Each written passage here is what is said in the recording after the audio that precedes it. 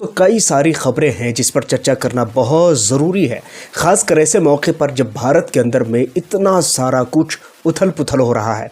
साथ में हम बात करेंगे कि इस वक्त सैयद आयतुल्लाह अली ख़ामनेई, जिसके आखिरी वक्त में यानी उनके जनाजे में हज़ारों लाखों लोगों की शिरकत के लिए दावत दी गई है लोगों को। साथ में हम ये भी बात करेंगे कि पाकिस्तान इस वक्त किस तरह से ईरान की तरफ उनका रुझान है, और दूसरी तरफ आपको ये भी बताएंगे कि आपके हाथ में या आपके घर में आपका पासपोर्ट अब शायद किसी काम का न रहे। जी हाँ, ये बिल्कुल कोई क्लिकबेट के तौर पर मैं ये बात नहीं कह रहा हूँ, बल्कि इसके पीछे एक बहुत बड़ा रीज़न है। हम इस पर भी बात करेंगे, और साथ में खान सर और फिज़िक्स वाला, इन दोनों पर कानून, सरकार, संस्था, सब कुछ का समझ लीजिए आप गाज गिरने वाला है।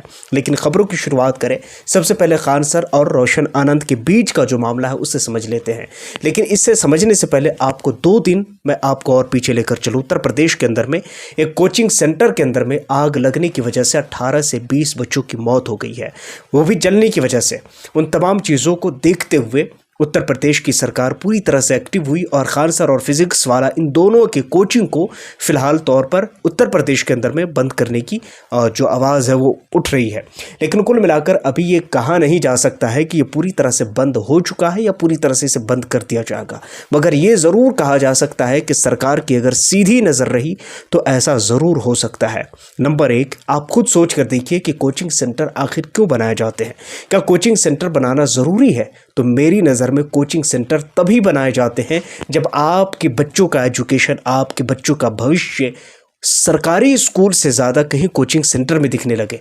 जब आपके बच्चों की फ्यूचर और आपके बच्चों की ज़िंदगी सरकारी स्कूल से ज़्यादा कोचिंग सेंटर में दिखने लग जाएंगे, तो फिर सरकारी स्कूल खाली और कोचिंग सेंटर, कोचिंग संस्थान भरे पड़े आपको नज़र आएंगे। और इसमें बहुत बड़ा योगदान है हमारे देश के प्यारे प्यारे सरकार का। खैर दोस्तों, इस वक्त और कई सारी रिपोर्ट्स है जिस पर हम बात करें। इस वक्त आपको बताते चलें कि इस टाइम में आपकी जेब में पड़े हुए पासपोर्ट, जी हाँ पासपोर्ट, इस टाइम में आपके लिए सिर्फ ट्रेवल का काम कर सकता है। ये और किसी ने नहीं बल्कि खुद फॉरेन मिनिस्टर की तरफ से बयान सामने आया। न्यूज़ 24 की रिपोर्ट आपके सामने है। पासपोर्ट सिर्फ ट्रेवल डॉक्यूमेंट्स, नागरिकता प्रमाण नहीं है। देखिएगा, विदेश मंत्रालय ने बुधवार को स्पष्ट किया कि पासपोर्ट, अब ये पूरी खबर है। कहने का मतलब और तत्व ये है कि खुद विदेश मंत्रालय की तरफ से ये कहा जा रहा है कि आपके पास जो पासपोर्ट है ये सिर्फ एक ट्रैवल डॉक्यूमेंट है, बाकी ये आपका नागरिकता नहीं सिद्ध करता है। मतलब आप भारत देश के नागरिक हैं, इस बात से नहीं कहा जा सकता है कि आपके पास पासपोर्ट है।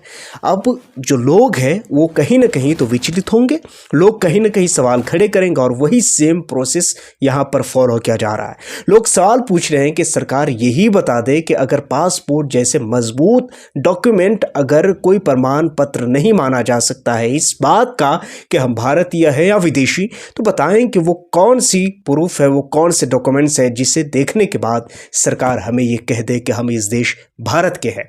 खैर, ये सरकार और जनता के बीच में अटकलें हो रहे हैं और खेल खेले जा रहे हैं, मगर कुल मिलाकर मैं ये ज़रूर कह सकता हूँ कि जनता के लिए ये बहुत बड़ा दुर्भाग्य की बात है। मैं अपनी जो मेरा प्रैक्टिकल है वो मैं आपको बताना चाहता हूँ। एक पासपोर्ट बनवाने के लिए मैंने 2019 में अप्लाई किया था, और 2019 के बाद से थोड़े से प्रॉब्लम्स, वो भी मेरे नहीं किसी और के प्रॉब्लम्स की वजह से मुझे 5 साल दौड़ना पड़ा था। अब मुझे ये बताइए मैं 5 साल क्यों दौड़ा? आपको भी ताज्जुब होगा कि 5 साल क्यों दौड़ा। 5 साल में इसलिए दौड़ा क्योंकि मैं काम से जुड़ा हुआ आदमी हूँ। मेरे पर्सनल ज़िंदगी में भी बहुत सारे काम होते हैं। मैं सरकार के एक मर्तबा बुलाने पर कभी जा नहीं सकता। क्यों नहीं? क्योंकि हमारे बहुत सारे पर्सनल काम होते हैं, हमारे बहुत सारे ऐसे काम हैं जिसे हम छोड़ नहीं सकते, या फिर छोड़ना हमारे लिए बहुत मजबूरीवश बन जाता है। सोचिए कि मैं खुद इतना परेशान हुआ। अब उसी पासपोर्ट को लेकर सरकार कह रही है, मतलब विदेश मंत्रालय ये कह रहा है कि ये इस बात को प्रमाण नहीं करता कि आप इस देश के नागरिक हैं कि या नहीं है। इस बात को नहीं प्रमाण करता तो पुलिस वेरिफिकेशन क्यों होता है?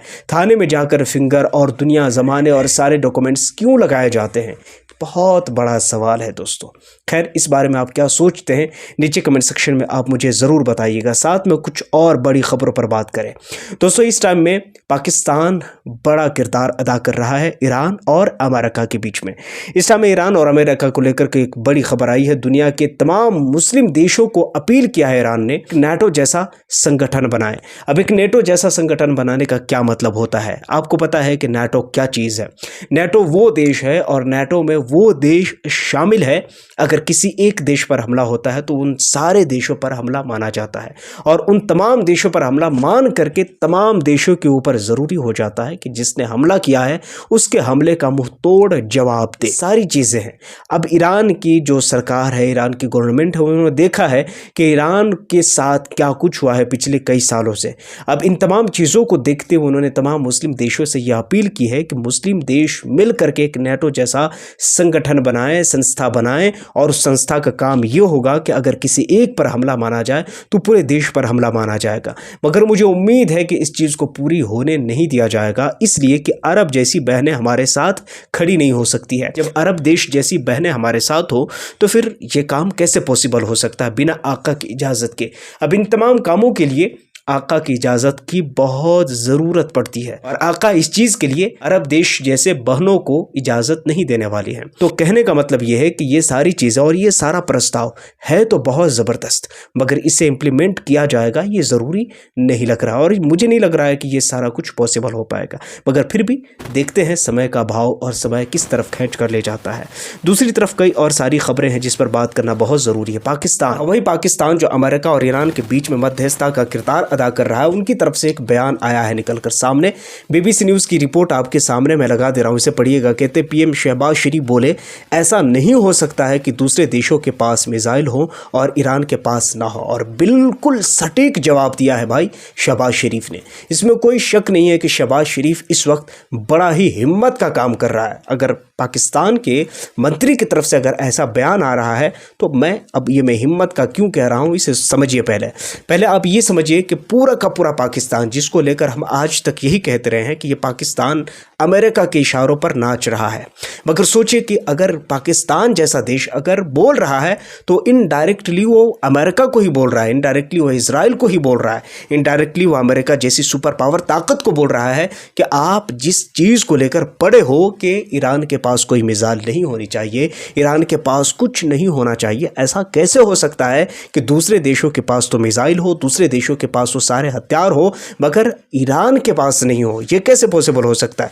और ये काम पीएम शहबाज शरीफ ने कर दिखाया है, जो कि बहुत ही मैं समझता हूँ हिम्मत का काम है। यकीनन इसमें कोई दो राय नहीं है कि शहबाज शरीफ इस वक्त बहुत सारा काम ऐसा किया जा सकता है जिससे पाकिस्तानियों का कद या पाकिस्तान का कद वो बढ़ाते हुए दिख रहे हैं। अब ये तो खैर आने वाला वक्त बताएगा कि ये सारा चीज़ का रुख किस तरफ जाता है, मगर हाँ ये ज़रूर कहा जा सकता है कि पाकिस्तान भरपूर अपना काम और अपना किरदार अदा कर रहा है। खैर इस टाइम में कुछ और बड़ी खबरें हैं जिस पर बात करें। दोस्तों कहने का मतलब ये है कि इस टाइम में सैयद आयतुल्लाह अली खामनी, उसके जनाजे को लेकर के एक बड़ी खबर रिपोर्ट सामने आ रही है। न्यूज़ 24 की रिपोर्ट है आपके सामने है। लिखते हैं राष्ट्रपति मसूद पेज़ेश्कियान ने पीएम मोदी को पूर्व सुप्रीम लीडर आयतुल्लाह अली खामनी के राजनयिक अंतिम संस्कार में शामिल होने का न्योता भेजा। पूरी खबर ये आप देख लीजिएगा। 4 जुलाई को उनके शव, अब ये पूरी खबर है आपके सामने है।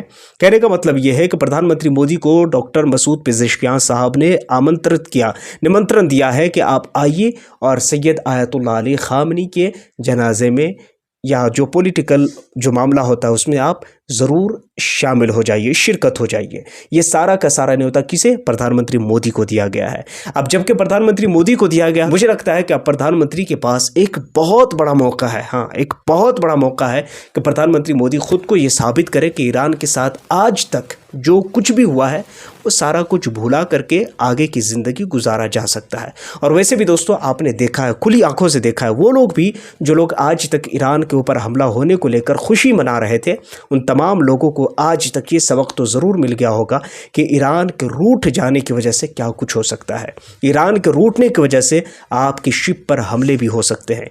ईरान के रूठने की वजह से आपके घर में जल रहे गैस और चूल्हे ये भी बंद हो सकते हैं। आपकी गाड़ी में डल रहे पेट्रोल ये भी बंद हो सकते हैं, ये भी क्राइसिस हो सकते हैं। ईरान के रूठने की वजह से आपकी जेब पर बहुत भारी असर पड़ सकता है। ये सारी चीज़ें और ये सारा संकेत आपने देख लिया और वो भी अच्छी तरह से आपने देखने का मतलब ये है कि ईरान इस वक्त, जबकि डॉक्टर मसूद पेज़ेश्कियान सारी चीज़ों को भुलाकर अगरचे वो राजनीतिक तौर पर ही प्रधानमंत्री मोदी को निमंत्रण दे रहा है, मुझे लगता है कि प्रधानमंत्री को इसमें शामिल होना चाहिए और ईरान के साथ अब भी वक्त है कि वह हमदर्दी दिखाना चाहिए और हमदर्दी जताना चाहिए, क्योंकि ईरान से हमारे संबंध आज के नहीं बल्कि ये हिस्टोरिक संबंध है। आज की कोई नए टुटपुटिया जो आजकल मदरलैंड फादरलैंड वाला ये सब लैंड वाला कोई रिश्ता नहीं है ईरान के साथ। ईरान के साथ जो भारत का रिश्ता है वो बड़ा अनमोल और बड़ा ही अनोखा रिश्ता है। मगर अफसोस है कि कुछ लोग इस रिश्ते को बिल्कुल, मैं समझता हूँ, कीचड़ में डुबोने का काम कर रहे हैं। और ये खुले लफ्ज़ों में कहा जाए तो ये क्या कुछ हो सकता है आपके नज़र के सामने। खैर, इस खबर के नीचे जो हमारे देश भारत के लोगों का जो रिएक्शन है मैं आपके मोबाइल स्क्रीन पर लगा दूंगा, इसे भी आप ज़रूर पढ़ लीजिएगा। लोग क्या कुछ कह रहे हैं प्रधानमंत्री मोदी को इस बारे में, वो आप ज़रूर पढ़िएगा, मज़ा आएगा दोस्तों। ये आप पूरी खबर आप देखिएगा। उसी के साथ गज़ा को लेकर बड़ी खबर आ रही है दोस्तों। खबर यह है, इजराइल ने जानबूझ करके, जी हाँ, जानबूझ करके इजराइल ने गज़ा के फ़लस्तीन के बच्चों को मारा है। और इसका सबूत, पूरी की पूरी सबूत यहाँ पर मैं आपको दे रहा हूँ। ये पूरी खबर है दवाइर हिंदी की रिपोर्ट है। अब देखिएगा, संयुक्त राष्ट्र एक जांच आयोग द्वारा जारी 94 पेज की रिपोर्ट के अनुसार युद्ध के शुरुआती 2 सालों में गज़ा में कम से कम 20,179 बच्चे मारे जा चुके हैं।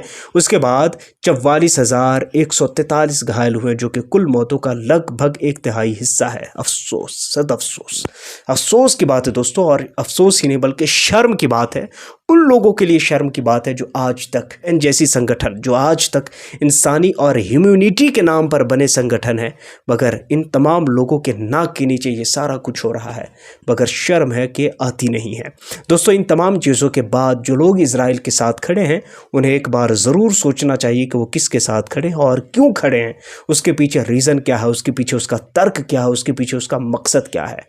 बहुत ही शर्म की बात है कि ये इतनी बड़ी चीज़ें हमारे सामने से और रिपोर्ट्स आती है निकल कर। और आपको तो ये पता होगा, अच्छी तरह से पता होगा कि अगर सरकारी लेवल पर भी कोई चीज़ का सर्वे होता है तो वो पूरी तरह से 100% एक्यूरेट नहीं होता है, उसमें 19-20 का फ़र्क होता है। और सेम यही चीज़ है यहाँ पर। आप यहाँ पर 19-20 नहीं बल्कि 19 लाख का फ़र्क आप यहाँ देख सकते हैं। और मुझे ये कहने में कोई दो राय और कोई दो मत की बात नहीं है कि ये वो रिपोर्ट्स है जो उन्होंने अपने हिसाब और अपने अनुसार से छापा है, बल्कि एक्यूरेट और करेक्ट रिपोर्ट अगर निकाला जाए तो कहीं इससे ज़्यादा हो सकता है। दूसरी तरफ आइए हमारे देश भारत के एक और मामले और मुद्दे पर बात करते हैं जो कि बड़ा ही गंभीर विषय है। नाज़िया इलाही खान, आपने इसका नाम सुना होगा दोस्तों। कहा जाता है कि ये बीजेपी की लीडर है, मगर मुझे नहीं लगता कि बीजेपी की लीडर है, बल्कि मुझे लगता है ये बीजेपी की चमचा है। देखिए, इस टाइम में जो कंट्रोवर्सी है इसे लेकर के, इसे ज़रा समझते हैं। हमारा देश भारत आज़ाद है, लेकिन इसका ये मतलब बिल्कुल नहीं है कि कोई किसी के धर्म, कोई किसी की जाति, कोई किसी के संगठन को लेकर के कोई विवादित टिप्पणी करे। भारत में लगातार ये चीज़ें बढ़ता जा रहा है। इस्लामोफोबिया बहुत तेज़ी के साथ भारत के अंदर फैलता जा रहा है और इन्हीं चीज़ों का खमियाजा भारतीय लोग विदेशों में जाकर चुकता भी कर रहे हैं। इसमें भी कोई दो राय नहीं है कि भारतीय लोग इस चीज़ का खमियाजा भुगत रहे हैं। भारत के अंदर में रेप जैसे कांड बहुत बढ़ते जा रहे हैं, भारत के अंदर में इन जैसे काम बहुत बढ़ते जा रहे हैं। मगर सवाल ये पैदा होता है कि नाज़िया इलाही खान आज खुद को मुसलमान नाम रख कर, देखिए मेरे कहने का सिर्फ इतना मतलब है, अगर तुम्हें इस्लाम पसंद नहीं है तुम छोड़ दो, इस्लाम को क्यों मानते हो, अपना नाम बदलो। हज़ारों ने अपना नाम बदल लिया है। बहुत सारे लोगों ने मुसलमान नाम से हट करके उन्होंने मुसलमान को, दीन को, इस्लाम को छोड़ा और उन्होंने जिस भी धर्म को अपनाया, फॉर एग्जांपल अगर वो हिंदू अपनाया, अगर वो क्रिश्चियन अपनाया, अगर वो बौद्ध मत अपनाया, जिस भी धर्म को उसने अपनाया उस धर्म के अनुसार उसने अपना नाम रखा, उसने अपनी जीवनी को उसी तरह ढालने की कोशिश की। ठीक इसी तरह से तुम भी ढालने की कोशिश करो, बिल्कुल बदल जाओ, बिल्कुल इस्लाम को छोड़ दो, कोई मतलब नहीं है। मगर ये क्या बात हुई कि तुम मुसलमानों का नाम रखते हो और दलाली करते हो, मुसलमानों के पैगंबर, मुसलमानों के दीन, मुसलमानों के इस्लाम को तुम गलत कहते हो। मुझे ये बताओ कि इस देश में हज़ारों लोगों ने मुसलमान धर्म छोड़ दिया, मुसलमान इस्लाम सबको छोड़ दिया, उन्होंने अपनी ज़िंदगी अपने हिसाब से जी लिया। अब मैं एक सवाल पूछता हूँ पुलिस प्रशासन से, पुलिस प्रशासन इस पर कार्रवाई नहीं करती है, तो मेरा एक छोटा सा सवाल है और उसका जवाब सिंपल सा है और वो पुलिस प्रशासन के पास है।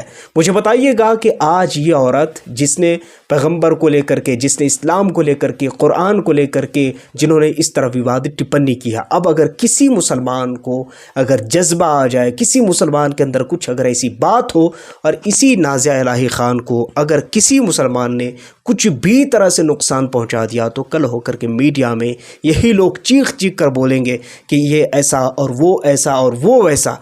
लेकिन इन तमाम चीज़ों से पहले आप इन पर कार्रवाई क्यों नहीं करते? आप ऐसे लोगों को सलाखों के पीछे क्यों नहीं डालते? और मैं ये आपको दावे के साथ कह सकता हूं दोस्तों कि आज भारत के अंदर में जितने लोग जो इस्लामोफोबिक बयान देते हैं, स्पीचेस देते हैं, उनकी हिस्ट्री को आप उठाकर देखिए, उनकी हकीकत में आपको खोट नज़र आएगी। फॉर एग्जाम्पल, अगर आपको विश्वास नहीं हुआ तो सलीम वास्तिक, जिसका नाम आपने सुना है, सलीम वास्तिक वो कौन आदमी है? एक छोटे से 13 साल के हिंदू बच्चे का कत्ल, मर्डर, जो भी कह लीजिए, उन तमाम चीज़ों का इल्ज़ाम सलीम वास्तिक पर है। और वो कितने दिनों से छुप करके खुद हिंदुओं को मूर्ख बना रहा था, इसका अंदाज़ा आपको भी है और मुझे भी है। मैंने इस चीज़ को अच्छे से कवर किया है, पिछली वीडियो में आप जाकर वहाँ देख सकते हैं। मेरे कहने का मतलब सिर्फ इतना है कि कुछ भी लोग आकर के उटपटांग बयान देते हैं और उटपटांग भाषण देते हैं, और कुछ लोग, कुछ समुदाय के लोग, हालांकि मैं ये कह सकता हूं कि सभी लोग ऐसे नहीं, बल्कि हिंदू समुदाय के कुछ लोग उसे अपना सब कुछ बना लेते हैं और फिर बाद में चलकर उसका रिएक्शन ख़तरनाक देखने को मिलता है। सोचिए कि अगर इसका नाज़िया इलाही खान नाम नहीं होता तो इसे कौन इतना ज़्यादा पूछता, कौन पूछता? सोचिए कि अगर ये मुसलमानों को गाली नहीं दे रही होती तो इसे कौन पूछता? पूछा ही इसलिए जा रहा है एक समुदाय और विशेष समुदाय की तरफ से कि ये मुसलमानों को गालियां दे रही है, ये मुसलमानों को बुरा भला बोल रही है, ये मुसलमानों को अटपटांग बोल रही है, और यही वजह है कि उसे पूछा जा रहा है। तो ये सारी चीज़ों पर नज़र रखनी पड़ेगी और कहीं ना कहीं ऐसे लोगों को सलाखों के पीछे डालना होगा अगर इस देश के अमन, इस देश की शांति को अगर बरकरार रखना है। तो आप इन तमाम बड़ी खबरों और रिपोर्ट्स के बारे में क्या कहते हैं? नीचे कमेंट सेक्शन में ज़रूर बताइएगा। पहली बार आए सब्सक्राइब ज़रूर कर लीजिए, बेल आइकन को प्रेस कर लीजिए। अपना बहुत सारा ख्याल रखिए। मिलता हूँ किसी और वीडियो टॉपिक के साथ। Thank you for watching.